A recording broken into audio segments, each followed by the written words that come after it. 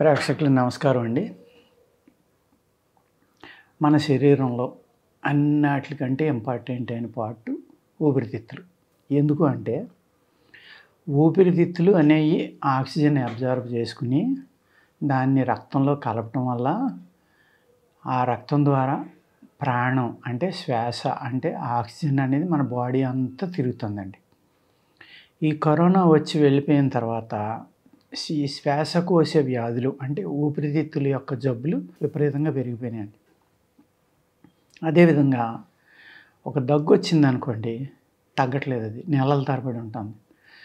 అది చూపించుకుంటే ఏదో ఊపిరితిత్తుల్లో నల్లబడిపోయిందని, తెల్లమచ్చ ఉందని, నల్లమచ్చ ఉందని, ఇలాగా అనేక కేసులు మాకు వస్తున్నాయండి. ఇవన్నీ ఏంటంటే బికాజ్ ఆఫ్ కరోనా అనుకుంటున్నాం మనం. ఎస్, అది కూడా ఒక కారణం. కానీ మనం వ్యాయామం చేయకపోవడం అనేది అన్నిటికంటే మేజర్ డ్రాబ్యాక్ అండి. అలాగే ఊపిరితిత్తులు శుద్ధి చేసుకోవడానికి అనేక రకాలైన మందులు ఆయుర్వేదంలో ఉన్నాయి, అలోపతిలో ఉన్నాయి, యునానీలో ఉన్నాయి, సిద్ధాలో ఉన్నాయి, హోమియోలో ఉన్నాయి. ఏదైనా కూడా మీరు న్యాచురల్గా మనం వాడుకుని ఆ ఊపిరితిత్తుల యొక్క బలాన్ని పెంచుకోవాలి. ఆ ఊపిరితిత్తుల యొక్క బలాన్ని పెంచుకోలేదనుకోండి, మీకు టీబీ వస్తుంది, లేకపోతే ఆస్తమా వస్తుంది, లేకపోతే చాలామంది ఇప్పుడు ముక్కుల్లో పాలిప్స్ పెరిగిపోయినాయని, లేకపోతే ముక్కులో ఏదో వంకర వచ్చిందని, లేకపోతే సైనస్ అని ఎన్నో కంప్లైంట్స్ అండి. ఈ ఈ నాజల్కి అంటే ముక్కుకు సంబంధించిన ఎలర్జీలు ఏవి ఉన్నాయో ఇవన్నీ కూడా అంటువ్యాధులే. ఆల్మోస్ట్ ఒక ఇంట్లో ఒక పిల్లోడికి అస్తమాను ఎలర్జీ వస్తుంది అనుకోండి, దాన్ని ఇమీడియట్గా జాగ్రత్త తీసుకోకపోతే తల్లిదండ్రులు కానీ పెద్దవాళ్ళు కానీ వాడు ఆ వ్యాధిని మొత్తం ఇంట్లో అందరికీ అంటించేస్తాడు. ఇక్కడ కారణం ఏంటంటే పిల్లలు చదువుకోవటానికి వెళ్తారు కదండి, స్కూల్కి వెళ్తారు. ఆ క్లాస్లో కనీసం ఒకళ్ళిద్దరు ఎప్పుడూ రొంపతోటి ఉంటారు, అంటే కోల్డ్ అండ్ కాఫ్ తోటి. అది చాలా తొందరగా అందరికీ అంటుకుపోతుంది. వాళ్ళు అక్కడి నుంచి ఫీవర్స్, కోల్డ్, కాఫ్, ఈ పిల్లల క్యారియర్స్ అన్నమాట వీళ్ళు. ఎందుకంటే రెసిస్టెన్స్ ఉండలేదు. అదే రెసిస్టెన్స్ ఉందనుకోండి, అవి ఏమి అంటుకో. ఇది వచ్చి మనకి ఈ ఎలర్జీ అంటుకోవడం వల్ల ఏమవుతుందంటే ఊపిరితిత్తులు చాలా వీక్ అయిపోతున్నాయండి.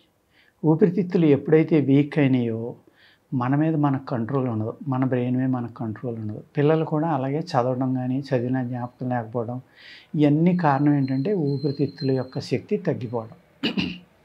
ఆ ఊపిరితిత్తుల యొక్క శక్తి తగ్గిపోయింది, దాన్ని మనం పెంచుకోవాలి అంటే పిల్లలకి రోజు ఒక చెంచా తేనె పెట్టండి.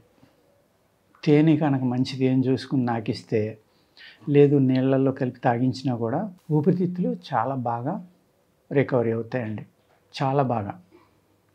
తేనె అనేది మంచి మినరల్స్ ఉంటాయి, ప్లస్ పిల్లలు ఇష్టంగా కూడా తింటారు. 1-2 సార్లు అలవాటు చేస్తే అద్భుతమైన మినరల్స్ ఉంటాయి. అదేవిధంగా బెస్ట్ క్యారియర్, మనం తాగిన వెంటనే బాడీ అంతా స్ప్రెడ్ అయ్యే లక్షణం తేనెలో ఉంటుందండి. అందుకనే ఆయుర్వేదంలో చాలా రకాల మందులు తేనెలో కలిపి నాకమంటారు. ఎందుకోసం అంటే దాంట్లో మినరల్స్ ఎక్కువ ఉన్నాయి, మంచి బలాన్ని ఇస్తుంది. అదేవిధంగా నర్వస్ సిస్టంలో ఉన్న క్లాట్లను కూడా కరిగించే శక్తి కూడా ఉంది. At the same time fat కూడా తగ్గించే శక్తి ఉంది. ఇన్ని రకాలైన లక్షణాలు ఉన్నాయి కాబట్టి మనం తేనె అనేదాన్ని వాడుకుంటున్నాం అండి. అదేవిధంగా ఈ తేనెని కొబ్బరి నీళ్ళలో కలుపుకొని కూడా తాగొచ్చు. దానివల్ల కూడా ఊపిరితిత్తులు చాలా చక్కగా క్లియర్ అవుతాయండి. బయట కూడా అడ్డసరం అని ఒక మూలిక ఉంది. దాని యొక్క టానిక్స్, అడూస అంటారు దాన్ని, అడ్డసరాన్ని. దీని యొక్క అరుకు టానిక్ దొరుకుతుంది, సిరప్ దొరుకుతుంది ఆయుర్వేద షాపుల్లో. అది కూడా చాలా బాగా ఊపిరితిత్తుల మీద పనిచేస్తుందండి.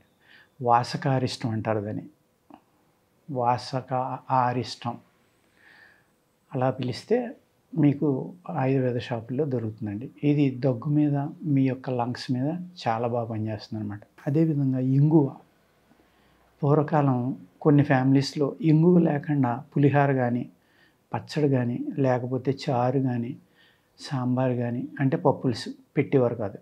చాలా కూరల్లో ఇంగువ తాలింపు అనేది వేసేవారు. ఆ ఇంగువ తాలింపు అనేది ఏం చేస్తుందంటే లంగ్స్కి విపరీతమైన బలాన్ని ఇస్తుంది. అలాగే జీర్ణ ప్రక్రియ మీద కూడా చాలా బాగా పనిచేస్తుంది అనమాట. అది ఎంతటి అజీర్తి అయినా సరే తగ్గిపోతుందండి. ఈ ఇంగువ తాలింపు అనేది వేసుకోవటం మన ఆయుర్వేద శాస్త్రంలో కానీ, మన పూర్వీకులు చేసింది కానీ ఒక చాలా గొప్ప ప్రక్రియ అన్నమాట. ఈ ఇంగువ తాలింపు వేసుకునే ఇళ్లల్లో ఓవర్ వెయిట్ అనేవాళ్ళు కనపడేవారు కాదండి. ఒబెసిటీని ఎంత అద్భుతంగా కంట్రోల్ చేసేదంటే, అదేవిధంగా ఊపిరితిత్తులను శుద్ధి చేయడంలో ఇంగువ పాత్ర చాలా ఎక్కువ ఉంటుందండి.